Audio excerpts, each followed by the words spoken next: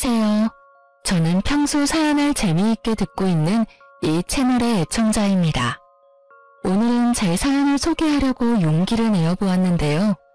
긴 이야기가 되겠지만 다들 들어주시겠어요? 남편과 전 크로키 동호회에서 처음 만났어요. 평소 즐겨보던 웹툰의 주된 배경이 크로키 모임이었는데 그 웹툰을 보다 충동적으로 가입하게 된 동호회였죠. 그렇게 충동적으로 가입하게 된 동호회에서 저는 남편을 만났고 그곳에서 저와 남편은 유일하게 동갑내기로 막내였던 터라 이런저런 일을 하다 보니 빠르게 친해졌어요. 그렇게 가까이 지내다 보니 자연스럽게 연인으로 발전했고 결혼까지 하게 되었어요. 저희가 신혼을 시작하게 된 집은 친정에선 가까웠지만 시댁에선 거리가 꽤 있는 편이었어요.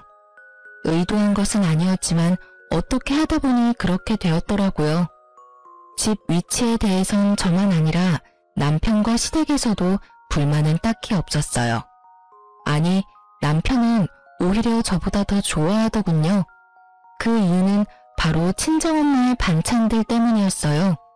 엄마의 음식 솜씨가 워낙 좋았는데 친정이 가까우니 엄마가 반찬 조공을 해주셨고 그 반찬들을 저보다 남편이 더 좋아했어요.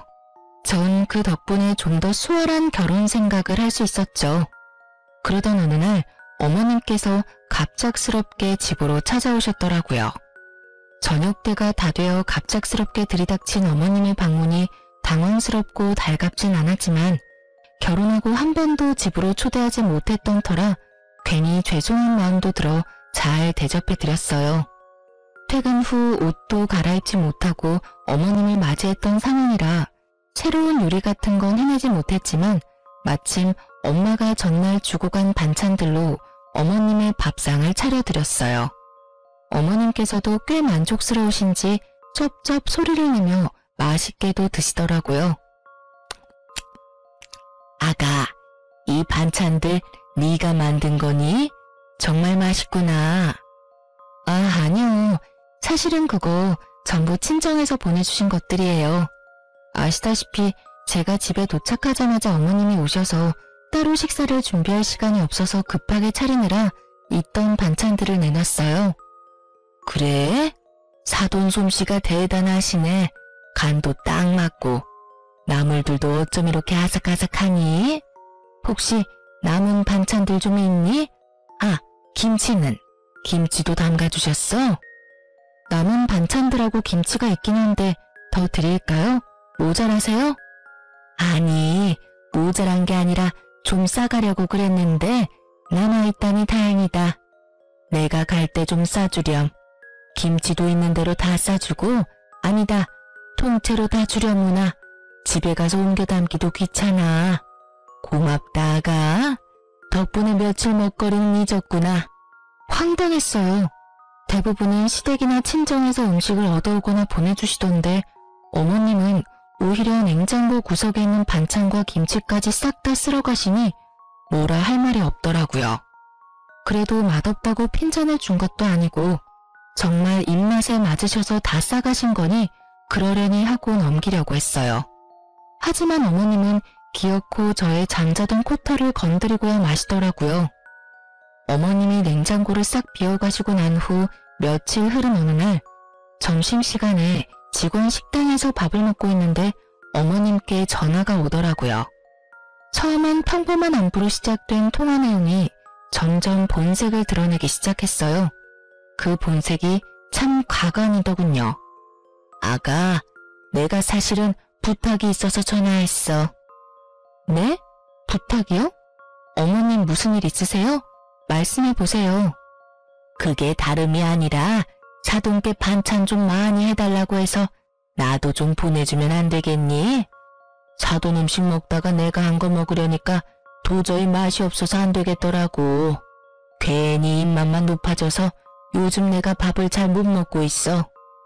아, 그러니까 저희 엄마한테 반찬 좀 만들어달라는 말씀이네요? 그래, 하는 김에 좀 많이 만들면 되잖니. 가져다 주거나 퀵으로 보내기가 정 그러면 내가 가지러 갈 수도 있으니 너 편한 대로 하렴. 헛웃음이 나더군요. 결혼한 지 2달도 채 되지 않은 시점에서 내가 이런 소리를 들으려고 결혼했나 싶더군요. 그까짓 반찬, 시댁과의 평화를 위해 좀 주면 어때? 라고 생각할 수도 있었겠지만 저는 전혀 그렇게 생각되지 않더군요. 처음엔 반찬으로 시작해 끝은 무엇으로 끝이 날지 누가 알겠어요. 그리고 다들 아시다시피 반찬 만드는 게 보통 힘든 일이 아니잖아요. 그런데 어쩜 이리도 뻔뻔하게 이런 말씀을 하실 수가 있는지 제 상식에선 이해가 되지 않더라고요. 그래서 전 조금은 냉정하게 들릴 수 있겠지만 단호하게 잘라내야겠다고 생각했어요. 어머님, 이건 어떻게 이동하느냐의 문제가 아니에요. 저도 저희 친정에서 반찬 그냥 받아오는 거 아니고요. 다만 얼마씩이라도 성의 표시는 하고 받아오고 있어요. 어머님도 알다시피 반찬 만드는 게 보통 일은 아니니까요. 제가 저희 엄마한테 부탁은 드려볼 건데 가능하다고 하시면 그냥은 안 되고요. 어머님도 일정 금액 주시면 돼요. 어머 얘, 그까지 반찬 몇 가지 가지고 치사하게 무슨 돈을 내놓으라고 그러니? 그냥 내가 해먹고 말지. 됐다 됐어. 저의 예상대로 어머님은 더럽고 치사하다고 하며 전화를 끊어버리더군요. 끊어진 전화기를 보며 이쯤 하면 다신 이런 이야기는 꺼내지 않겠지 하고 생각하는 찰나 어머님께 또 전화가 오더라고요. 예, 근데 얼마 주니? 네? 갑자기 그게 무슨 말이세요? 그러니까 사돈한테 반찬값으로 얼마 주느냐고. 딱 정해진 게 아니라서 얼마라고 말씀드리기가 애매하네요. 그냥 반찬 집보단 덜 드리고 있어요. 그래? 그러면 그거 내가 해주마. 내가 일주일에 한 번씩 반찬 해놓을 테니 가지고 가렴. 난 사돈한테 주는 것보단 조금 덜 받을 테니 어때? 좋은 생각 같지 않니? 괜찮기는 전혀 괜찮지 않았어요. 남편이 친정엄마의 요리를 왜 잘 먹겠어요? 어머님은 요리를 정말 기가 막히게 못해도 너무 못한다는 것을 다 알고 있는데 제가 미쳤다고 돈까지 주고 그 맛없는 걸 받으러 시댁까지 가는 그런 헛짓을 할 리가 없었죠. 전 다시 한번 단호하게 말씀을 드렸습니다. 아니에요 어머님, 남편도 친정엄마 음식 좋아해서 그냥 지금처럼 친정에서 받아 먹을게요. 그러면 저 일이 바빠서 이만 끊을게요. 죄송해요 어머님. 전 단칼에 거절하고 전화를 끊어버렸고 그날 저녁 남편과 밥을 먹으며 어머님과 있었던 일을 말해주었어요. 그러자 남편은 허허 웃으며 이상한 해결책을 제시하더라고요. 아 참, 여보, 오늘 어머님께 전화가 왔는데 우리 엄마한테 말해서 반찬을 좀 많이 해서 좀 나눠달라고 하시더라. 그래? 엄마가 생각해도 본인 음식보다 더 맛있었나 보네. 아 진짜 우리 엄마는 요리를 못해도 너무 못해. 하여튼 그래서 뭐라고 했는데? 안 된다고 하지. 장모님도 힘드시잖아. 딱 잘라서 안 된다고 어떻게 그래. 그래서 우리도 수고비 드리면서 받아오는 거라고. 어머님도 정 드시고 싶으시면 수고비 부담하시라고 했지. 그러니까 치사하다 하시면서 전화 끊으시더라고. 잘했어. 사실 우리 먹거리 해주시는 것만 해도 죄송한 일인데 우리 집까지 부탁드리는 건 좀 아니지. 당신도 곤란했겠네. 진짜 곤란한 건 그 다음부터였지. 왜? 또 무슨 일 있었어? 그러고 바로 어머님께 또 전화가 왔는데 글쎄 하시는 말씀이 그래서 우리 엄마한테 반찬값 얼마나 주냐고 물으시더니 어머님께서 일주일에 한 번 반찬해 줄 테니까 그 돈 어머님 달라고 하시더라. 당신 생각은 어때? 완전 싫지. 우리 엄마 요리 진짜 못한다고 했었잖아. 당신도 안 된다고 했지? 당신 핑계대면서 안 된다고 했어. 그래, 잘했어. 그나저나 엄마가 왜 그러시지? 그러게 나도 이해가 안 된다라니까 라며 맞장구를 치려는 순간 남편의 입에선 이해 못할 말들이 흘러나오더라고요. 아, 용돈이 부족하신가 본데? 맞지? 맞지? 용돈 좀 올려드려야겠어. 뭐? 여기서 갑자기 용돈 이야기가 왜 나와? 그렇잖아. 우리 엄마 요리에 취미 없으신 분인데 반찬까지 해준다는 건 뭐겠어? 돈이 필요하단 말이잖아. 그래서 용돈을 올려드린다고? 장모님께도 용돈 받고 반찬값 더 드리고 있잖아. 그거랑 같아? 우리 엄마는 우리 때문에 고생한다고 더 드리는 거고 어머님은 아니잖아. 지금 드리는 용돈도 과하니까 더 드릴 생각은 하지도 마. 알겠어? 남편은 제 말이 기분이 나빴는지 아무런 대답도 하지 않고 방으로 들어갔고 반찬에서 시작된 사소한 문제는 예상치 못한 방향으로 흘러가기 시작했습니다. 남편은 다음 날부터 무건수행을 하는 사람처럼 고갯짓으로 의사소통을 하기 시작했고 정확히 일주일을 가더군요. 그렇게 제 속을 다 뒤집어 놓던 남편은 드디어 입을 열었고 그 한마디로 저의 기분도 상할 대로 상해버렸어요. 앞으로 각자 집은 각자 알아서 챙기자. 일주일 만에 꺼낸 첫마디가 저러하니 저도 더는 남편을 어르고 달랠 마음이 싹 사라졌고 그렇게 하자고 말하곤 함께 관리하던 모든 돈을 공평하게 나눠 가졌어요. 적금, 통장, 투자하던 주식까지도요. 모든 것을 나누고 나니 생활이 심플하고 평화로워지더군요. 평화로운 만큼 대화는 줄었고 대화가 줄자 싸울 일도 없었어요. 물론 애틋함, 다정함, 사랑 이런 것도 없었지만 남편에게 정이 떨어지고 나니 그런 생활도 괜찮다고 생각했는데 전혀 생각지 못한 일정이 다가오더군요. 그건 바로 명절이었습니다. 죽자고 싸운 것도 아니었고 남들이 보기엔 괜찮은 사이였기에 시댁을 안 갈 수도 없는 노릇이었어요. 그래도 아직은 결혼 생활을 하고 있으니 도리는 다 하자는 마음에서 시댁으로 향했고 전 그해 명절에 제가 사랑했던 남자가 얼마나 쪼잔한 놈인지 단번에 알 수 있었어요. 이런 일이 있기 전에는 시댁에 오면 작은 양의 설거지도 꼭 함께 해주던 남편이었는데 시댁에 도착하자마자 어머님 방으로 들어가더니 코빼기도 보지 않더라고요. 왜 사람 마음이 그렇잖아요. 아무리 우리 사이가 요즘 좀 그렇더라도 내심 도와주러 나오겠지 하는 허튼 기대. 저도 그 기대라는 걸 하며 제사 음식을 준비했고 그렇게 하다 보니 어느새 다 해버렸더라고요. 다 하고 나니 문득 남편 놈은 도대체 어머님 방에서 무얼 하길래 머리카락 하나 보이지 않나 싶어 어머님 방문을 살짝 열어보았더니 글쎄 다 큰 놈이 심한 무릎을 베고 누워 부부 생활에 대해서 시시콜콜 어머님께 다 일러바치고 있더군요.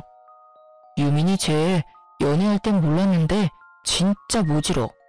내가 엄마 용돈 좀 올려주자고 하니까 단번에 안 된다고 하더라니까.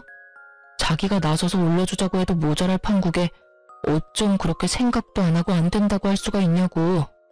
내가 진짜 오만정이 다 떨어져서 요즘엔 말도 잘 안 하고 지내. 돈도 각자 관리하기로 했고 각자 부모님은 알아서 챙기자고 했어. 나 잘했지? 그럼 우리 아들은 언제나 다 잘하지. 근데 그렇게 지내면 너 밥은 어떻게 하니? 밥은 잘 먹고 사는 게야? 응, 밥은 걱정하지 마. 장모님이 매번 반찬에서 가져다 주시는 걸로 잘 먹고 있어. 유민이 걔가 모질긴 해도 밥은 잘 차려줘. 하긴 밥이라도 잘 차려야지. 그거마저 안 해주면 내가 걔랑 살 이유가 없잖아. 자기도 그걸 아는지 자기 할 도리는 다 해. 오늘도 봐. 그래도 며느리라고 찍소리 안 하고 와서 혼자 음식 준비하는 거.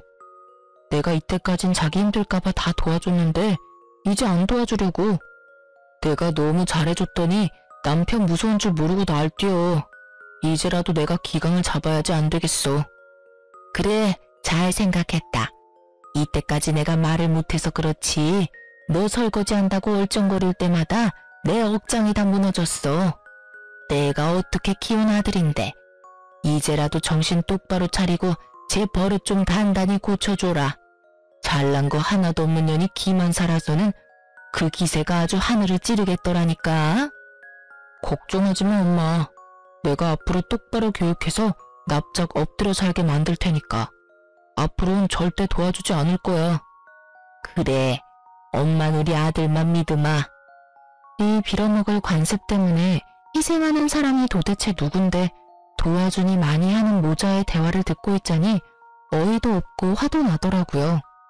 당장이라도 문을 박차고 들어가 남편 놈 머리털을 확 다 뽑아버리고 싶었지만 다른 날도 아니고 명절에 얼굴 붉힐 일은 만들지 말자는 생각에 겨우 참고 주방으로 돌아갔어요. 오늘만 참으면 제 세상이 다시 열릴 테니까요. 다음날 차례를 지내고 친정으로 가야 할 시간이 지났는데도 남편 놈이 갈 생각을 않더라고요. 이미 가야 할 시간이 훨씬 지났는데도 말이죠. 당신 언제까지 누워있을 거야? 우리 집 안 갈 거야? 우리 부모님들도 기다린단 말이야. 가야지. 가야 하는데 나 너무 피곤해. 이렇게 피곤한데 운전을 어떻게 해. 좀만 더 쉬다 가자. 운전할 자신이 없어. 어제 9시부터 자기 시작해서 오늘 차례 지내기 직전에 일어난 놈이 피곤해서 운전할 자신이 없다니 참 어이가 없더라고요. 시댁에서 큰 소리를 내봤자 저만 손해라는 생각에 전 끓어오르는 화를 꾹꾹 누르며 다시 한번 남편을 어르고 달랬어요. 그러면 내가 운전할 테니까 차에만 타. 그러면 되잖아. 우리 엄마 아까부터 언제 오냐고 전화한다고. 얼른. 그것도 좀 힘들 것 같은데 어쩌지? 뭐? 잠시 일어나서 차에 타는 것도 힘들어? 난 좀 자야 할 것 같아. 조금만 더 자고 일어나서 그때 가든가. 피곤한 척 혼신의 연기를 하며 또다시 어머님 방으로 숨는 남편님을 보며 전 일말의 희망도 사라지는 느낌을 받았어요. 남편에 대한 희망도 기대도 모두 사라지고 나자 더는 도리를 운운할 필요가 없더라고요. 상대방은 도리의 도자도 생각지 않는데 제가 미쳤었다는 생각이 들더군요. 그런 생각이 들자 전 지체하지 않고 제 짐을 챙겨 시댁을 나와버렸어요. 그 길로 혼자 차를 끌고 친정에 가버렸죠. 한껏 열받은 얼굴로 혼자 친정에 들어서는 저를 보며 부모님은 적잖게 놀란 눈치셨지만 애써 모른 척 하시며 저를 챙겨주시더라고요. 그러면서 혹시나 하시었는지 아빠가 한 말씀 하시더군요. 부부끼리 감정이 격해질 수도 있고 그러다 보면 싸울 수도 있는 게야. 그럴 땐 무조건 참지 말고 조금 떨어져 생각하는 것도 방법이 될 수 있어. 그렇다고 이혼하라는 말은 아니란 걸 알고 있지? 이왕 이렇게 된 김에 파도 좀 가라앉히고 쉬다 가라는 뜻이야. 알겠지 우리 딸? 이혼은 무슨... 그냥 정서방 피곤하다고 해서 혼자 온 거야. 아빠 말처럼 나도 엄마 아빠 품에서 푹 쉬다 가려고. 그래, 그러면 푹 쉬어. 먹고 싶은 거 있으면 네 엄마한테 해달라고 하고. 제 말에 속아 넘어가 주신 아빠는 저에게 푹 쉬라고 하시며 다시 한번 이혼은 신중히 생각하라고 하시더라고요. 사실 그때 당시 이혼을 심각하게 고민하고 있었는데 그렇게 말씀하시니 다시 한번 생각해보자 싶더군요. 남편을 어르고 달래서 잘 살아보자는 것이 아닌 그냥 있는 듯 없는 듯 지금처럼 한 집에서만 사는 동거인 정도로 더 지내보기로요. 아직은 이혼할 순간이 아니라는 생각이 더 강했던 것 같아요.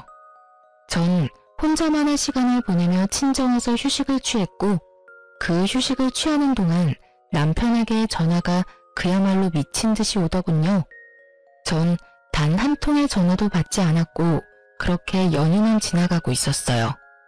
남편은 결국 연휴가 끝날 때까지 친정에 오지 않았고 전 남편이 원하는 대로 아주 공평하게 결혼 생활을 해주기로 다짐을 하게 되었죠. 이젠 도리 따위 생각하지 않고 시댁엔 발길조차 하지 않겠다고 말이에요. 그렇게 시간은 흘러 연휴 마지막 날. 전 그대로 친정에 눌러앉고 싶은 충동을 뒤로한 채 늦은 저녁 집으로 돌아갔어요. 현관문을 열고 집으로 들어서니 언제 온 것인지 알 수 없는 남편놈이 집을 아주 엉망진창으로 어질러 놓은 채 소파에 앉아 텔레비전을 보고 있더라고요. 발 디딜 틈도 없는 곳에서 맥주나 마시며 텔레비전 보는 꼴을 보는데 욕하는 것조차 시간 낭비로 느껴지더군요.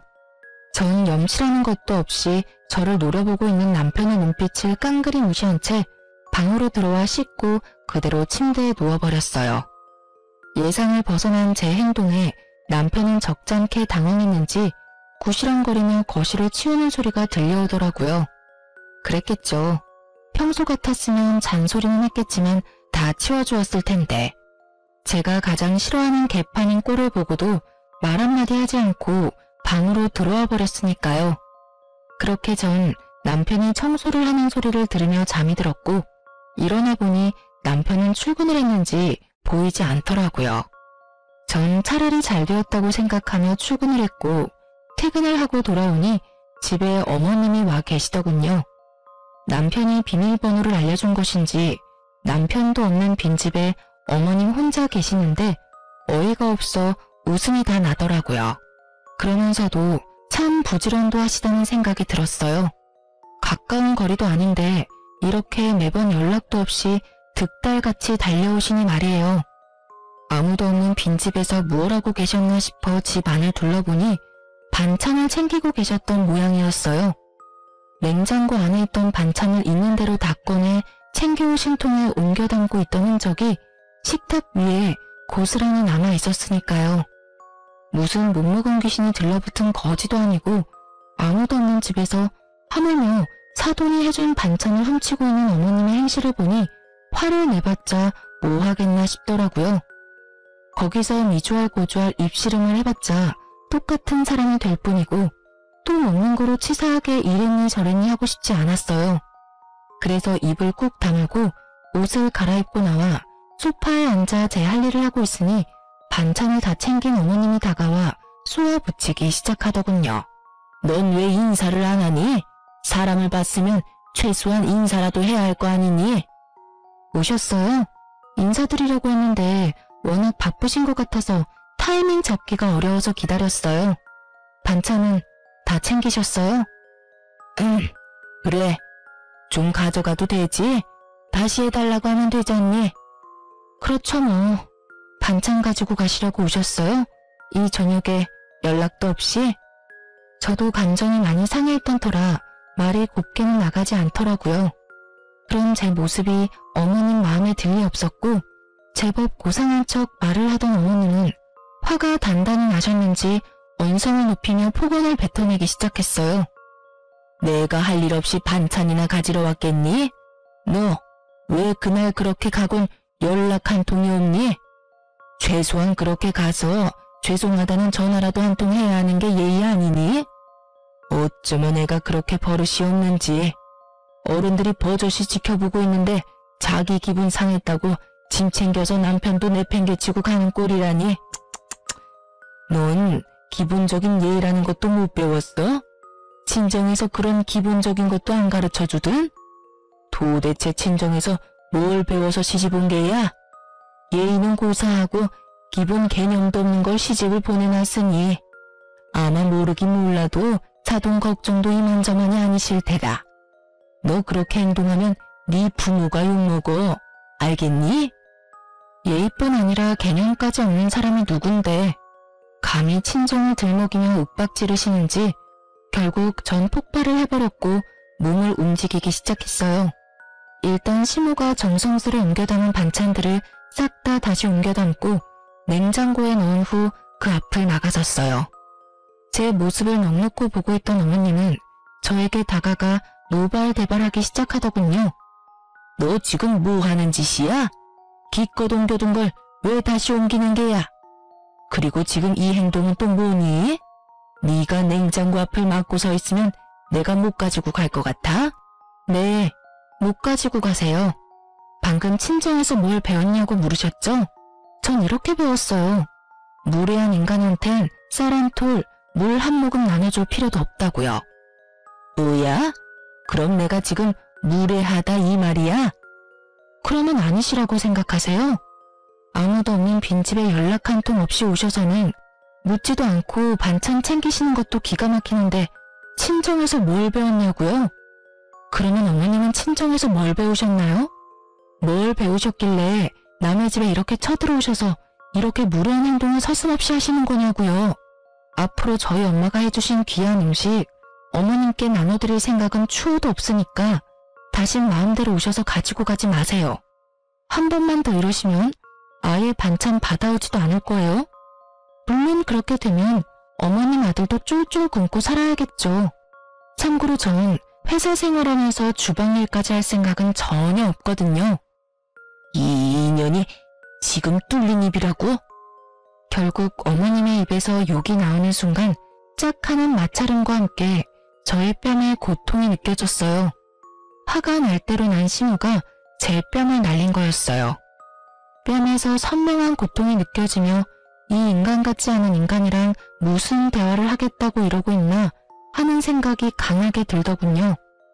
성질 같아선 똑같이 한 대 올려붙이고 싶었지만 그래도 차마 어른이라 때릴 순 없었기에 어머님의 팔을 붙잡고 질질 끌어 문 밖으로 쫓아내버렸어요. 너 지금 뭐 하는 짓이야? 이건 못 놔? 당장 놓으라고! 한 대 맞아드렸으니 다신 찾아올 생각도 하지 마세요. 그렇게 집에서 내쫓긴 심우가 가만두지 않을 거다. 남편에게 다 말해 당장 이혼시켜버릴 거다. 네가 이러고도 무사할 것 같으냐며 집 밖에서 고래고래 소리를 질렀지만 전 다 무시해버렸어요. 얼마나 지났을까요? 시끌시끌하던 밖이 조용해지자 남편 놈이 들어오더라고요. 어머님과 통화라도 한 것인지 화가 잔뜩 난 얼굴로 저에게 따져 묻기 시작하는데 둘 다 참 개념 없는 건 매 한 가지라는 생각이 들더군요. 야, 네가 제정신이야? 어떻게 시어머니를 질질 끌어다 내쫓을 수가 있어? 미쳤어? 미치지 않고서 어떻게 그딴 짓을 해? 고래고래 소리를 지르는데 순간 어머님의 모습이 떠오르며 전 남편 뺨을 때려버렸어요. 순식간에 일어난 상황에 아무런 방어도 하지 못한 채 뺨을 맞아버린 남편은 어리둥절한 얼굴로 저를 바라보더라고요. 그렇게 볼 필요 없어. 들었는지 모르겠지만 내가 당신 엄마한테 한 대 맞았거든? 차마 어른은 때릴 수 없는 노릇이니 어쩌겠어. 아들인 당신이 대신 맞아줘야 하지 않겠어? 뭐라고? 그리고 앞으로는 2번 다신 시댁에 발걸음하는 일 따윈 없을 테니 그런 줄 알아. 어머님이 이렇게 나오시는 이상 앞으로는 당신의 식구들하고 얼굴 맞대고 살 일은 없을 거란 말이니 똑똑히 기억해줬으면 좋겠어. 아참, 그리고 다시 한번 우리 집 비밀번호 어머님께 알려주는 날엔 당신도 이 집에서 쫓겨나는 건 물론이고 그날이 우리 이혼하는 날이 될 테니 알아서 잘 행동하길 바랄게. 제가 그렇게 말하자 남편은 절 경멸한다는 눈빛으로 쳐다보더라고요. 한때는 없으면 안 될 것처럼 사랑했던 사이였는데 어쩌다 이런 말과 이런 눈빛을 주고받는 사이가 되어버린 것인지 조금은 서글픈 생각마저 들더라고요. 그날 이후 다행스럽게도 어머님은 찾아오시거나 연락하시는 일은 없었지만 남편과의 관계는 되돌릴 수 없는 사이가 되어버렸어요. 한 집에 살며 눈도 마주치지 않았고 함께한 식탁에 앉는 일도 전혀 없었으니까요. 물론 상황이 그렇게 되니 전 친정을, 남편은 시댁을 챙기는 생활이 더욱 당연해졌고 전 오히려 더 좋더라고요. 사실 친정에서 받는 도움이 많은데도 불구하고 친정만 챙기려니 아무래도 남편이나 시댁 눈치가 보였는데 이젠 그런 눈치 따윈 보지 않고 마음 편히 친정을 챙길 수 있게 되었으니까요.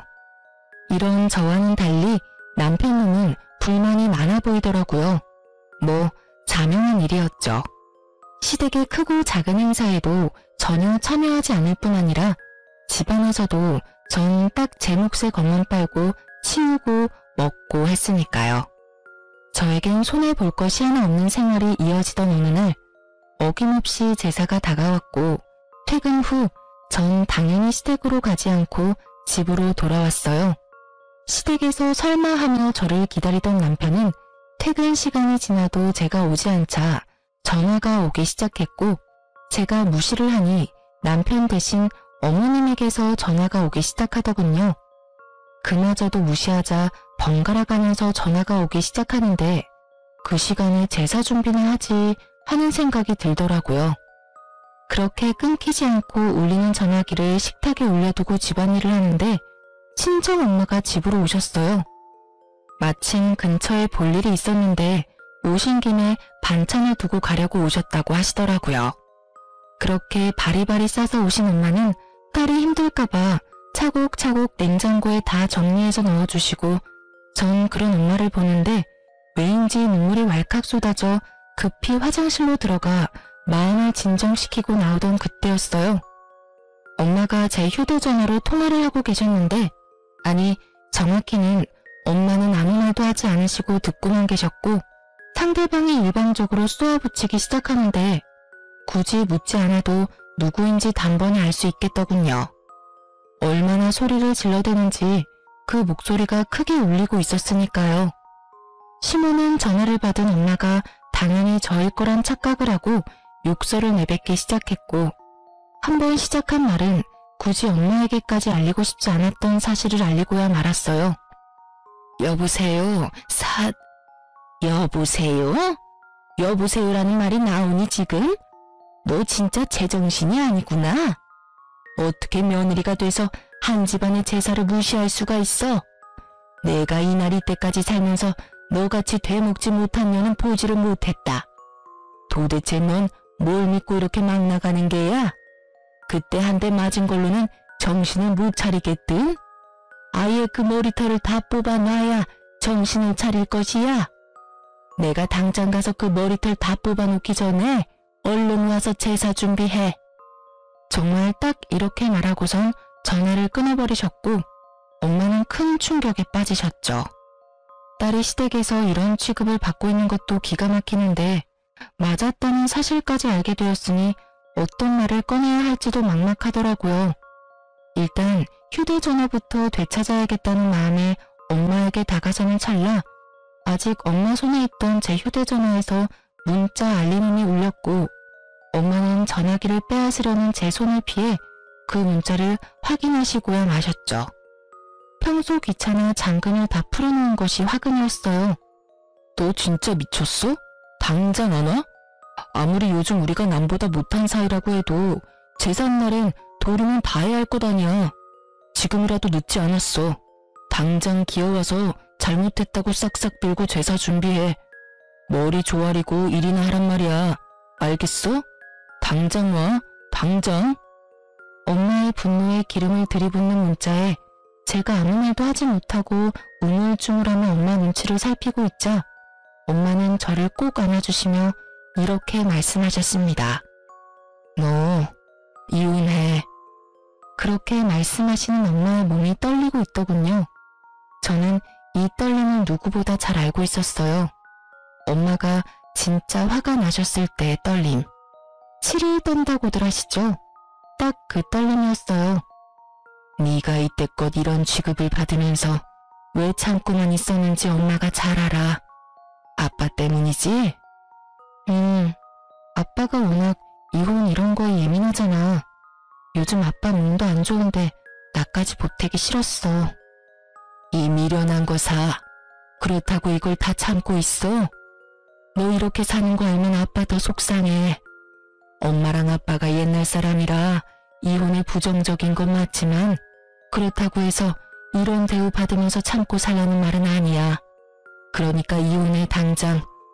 아빠한테는 엄마가 알아서 말할 테니 걱정하지 말고. 알겠어.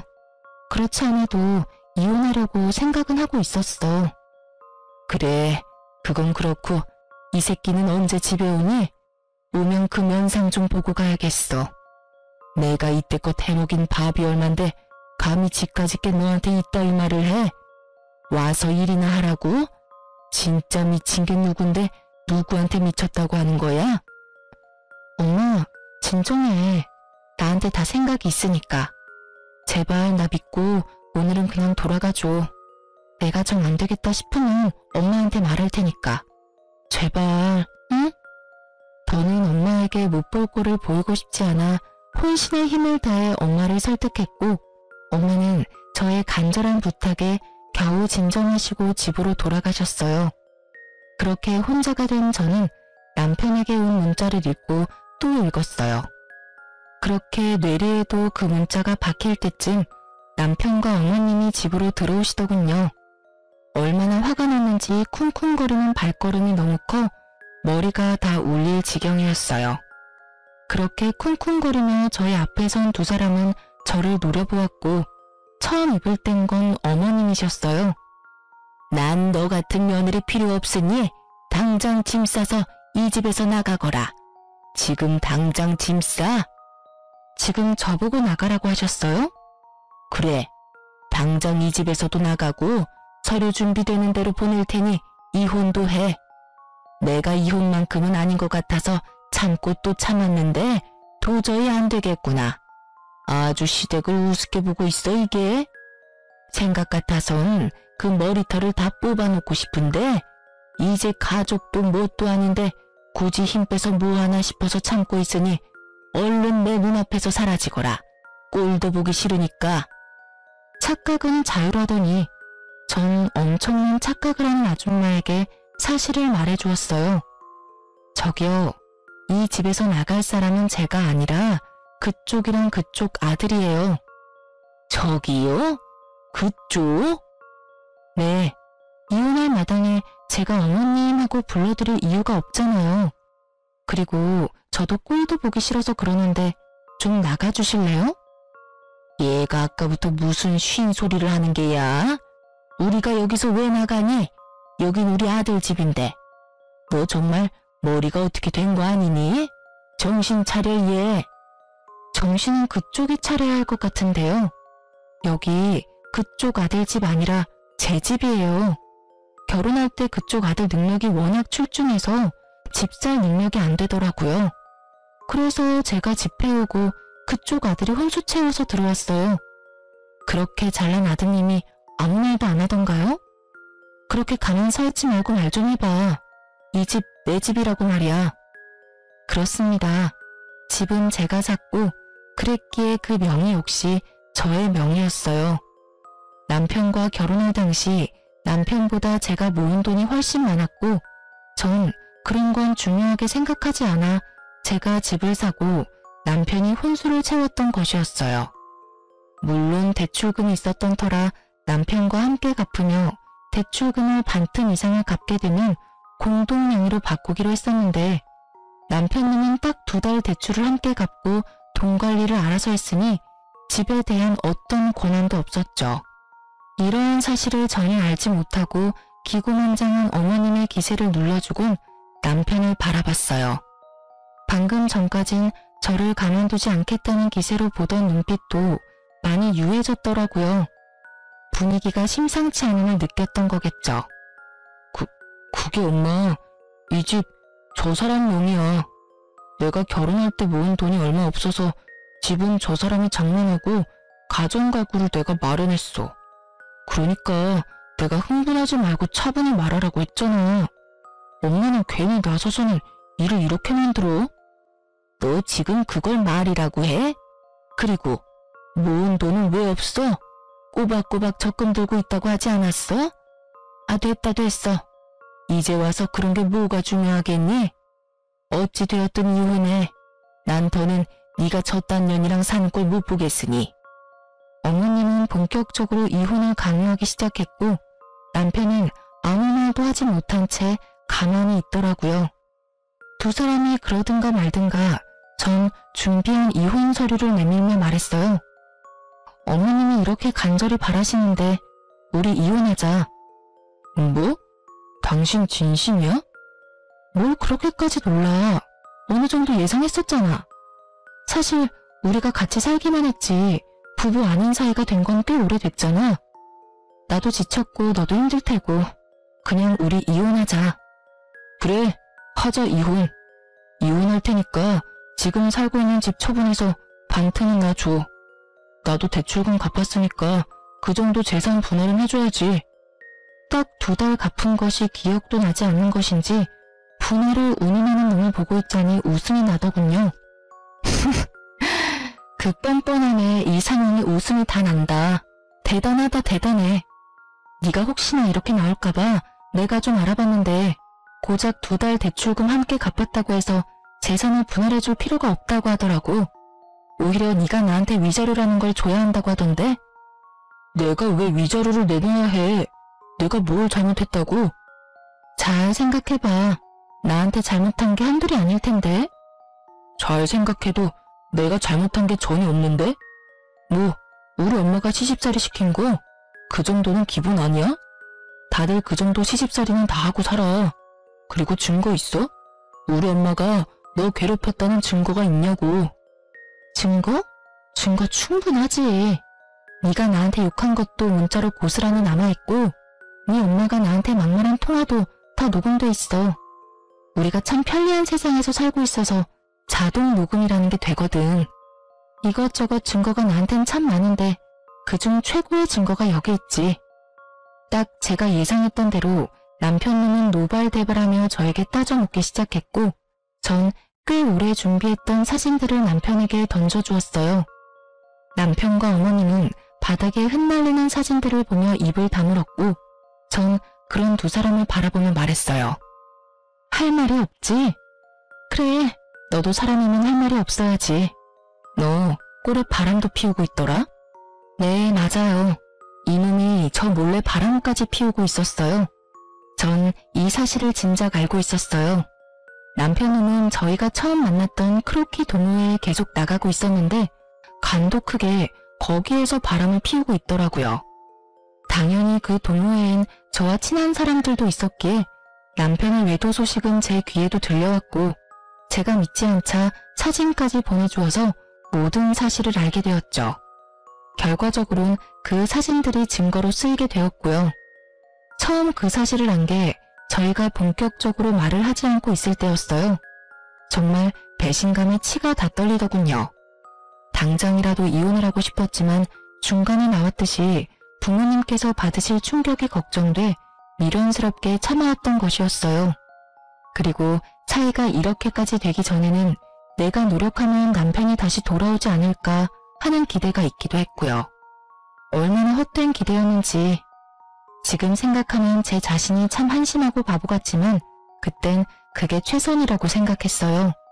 하여튼 친정 엄마까지 이혼을 허락하고 권해주었으니 저에겐 더는 망설일 이유가 없었고 오랫동안 간직했던 이혼 서류를 꺼내게 된 것이었죠. 아무 말도 하지 않고 있던 남편은 머릿속에 계산을 끝낸 듯 무릎을 꿇고 빌기 시작하더군요. 여보, 나 당신이 바라는 대로 이혼할게. 당신이 아무것도 안 줘도 이혼할게. 그리고 위자료도 줄 테니까 상간녀 소송만 하지 말아줘. 제발 부탁이야. 아, 이 와중에 상간녀 소송할까봐 걱정이 되나봐? 왜? 그 상간녀가 피해보는 건 싫어? 내 인생은 이따위로 만들어 놓고? 너 진짜 뻔뻔하다. 나한테 그런 부탁이 하고 싶어? 그게 아니라 말 못할 이유가 있어서 그래. 상황 파악이 안 되지? 없는 이유를 만들어서라도 날 설득해도 모자랄 판국에 말 못할 이유를 들먹이며 그런 부탁을 한다고? 너 진짜 내가 우습구나? 이 와중에도 상간녀부터 챙기나 싶어 기가 막히는 그 순간 남편의 입에선 더욱 기가 막히는 말들이 흘러나오더군요. 내가 이렇게 부탁할게. 사실은 이 여자 우리 부장님 와이프야. 우연히 동호회에서 만났는데 서로 하소연하다 보니 이렇게까지 돼버렸어. 당신한테 입이 10개라도 할 말이 없고 내가 다 잘못했어. 내가 이렇게 빌 테니까 제발 상간녀 소송은 안 하면 안 될까? 갑자기 태세를 바꾼다 싶더니 다 이유가 있더군요. 다른 사람도 아닌 직장 상사의 아내라니. 간이 크다 했더니 정말 간 큰 짓은 따로 하고 있었더라고요. 참 기가 막힌다 진짜. 일단 생각 좀 해볼 테니까 짐부터 싸서 나가. 한시라도 너 같은 인간이랑 한 공간에 있고 싶지도 않으니까. 가는 길에 네 옆에 정신 빼고 서 있는 네 엄마도 모시고 가. 저의 단호한 태도에 남편과 어머님은 한 발 물러서 집을 나가주었고 전 다시 혼자가 된 집에서 이혼을 진행했어요. 이유가 어찌되었든 간에 저는 남편 뜻대로 해줄 생각은 전혀 없었어요. 전 이혼과 함께 상간녀 소송도 진행했고 전 위자료를 두둑히 받고 이혼을 할 수 있었습니다. 이혼 소식과 함께 이혼 사유가 전 남편 회사에 소문나는 것은 시간 문제였어요. 쉬쉬한다고 그런 사실이 어디 숨겨지던가요? 수군거리기 딱 좋은 가십거리는 어떤 말보다 빠르게 퍼져나갔죠. 결혼 전부터 친하게 지내서 언니 동생 사이가 된 전 남편 회사 동료에게 들은 바로는 전 남편은 회사를 그만뒀다고 하더군요. 회사 동료들의 눈초리도 힘들었지만 상간녀 남편이 아낌없는 핀잔에 결국 버티지 못하고 사표를 냈다고요. 아, 당연히 상간녀도 이혼을 당했고 오갈 데가 없어진 상간녀가 전 시댁으로 짐을 싸들고 들어갔다고 하더라고요. 하지만 오래 버티진 못했다고 했어요. 다들 아시다시피 전 시무의 개념 없는 시집살이에 오만 정이 떨어진 상간녀는 전 시무 머리채까지 잡으며 한바탕 해치우고 나갔다는 말을 듣는데 참 통쾌하더라고요. 그렇게 머리채를 잡고 싶어 하더니 결국 새 며느리한테 머리채를 잡혔잖아요. 하여튼 그 여자와 전 남편이 법적 부부가 된 건 아니라 헤어졌다고 이혼을 한 건 아니었지만 전 시무 덕분에 사실상 2번의 이혼을 경험하게 된 전 남편은 취업이 되자마자 전 시무와 연을 끊고 나갔다고 해요. 그러면서 하는 말이 저를 더 통쾌하게 하더군요. 근데 언니도 알지? 이 바닥 좁은 거. 거기에다 부장님이 눈에 불을 켜고 지켜보고 있는데 새로운 회사 간다고 한들 오래 버틸 수나 있겠어? 이미 소문 쫙 나서 오래 버티긴 힘들 거야. 아마 제대로 된 직장생활 하려면 아예 업종을 바꿔야 할 텐데 그게 쉽진 않을 거야. 그렇게 언니 마음고생 시키더니 벌 받은 거지 뭐. 이 소식을 마지막으로 전 남편의 소식은 더는 들을 수 없었어요. 저도 더는 전 남편 소식을 전하지 않아도 된다고 하기도 했고 그 동생도 더는 전 남편의 소식이 들리지 않는다고 하더라고요. 그렇게 1년 조금 넘은 결혼 생활이 끝이 났네요. 전 여전히 회사 생활을 잘하며 잘 지내고 있어요. 결혼 생활이 짧았던 것에 비해 워낙 끔찍했던 터라 이제 제 인생에 남자는 없다고 생각했었는데 시간이 흐르니 그 생각도 달라지더라고요. 현재 전 1년 넘게 만난 남자친구가 있어요. 지금 만나는 남자친구는 직장 동료인데요. 저의 이혼 사실을 알고도 저를 오래 기다려준 덕분에 만남을 시작하게 되었어요. 결혼을 전제로 진지하게 만남을 가지고 있긴 하지만 이 만남이 정말 결혼으로 이어질지 연애에서 끝이 날지는 아무도 모르는 일이겠죠? 결과가 어떻게 되든 전 앞으로 어떠한 이유가 있더라도 참으면 안 될 일에 참고 살진 않기로 결정했고 저를 좀 더 사랑해주며 살아가려고요. 제 인생에서 가장 중요한 것은 저이니까요. 이로써 저의 사연은 끝이 났네요. 저의 긴 사연 들어주셔서 감사합니다.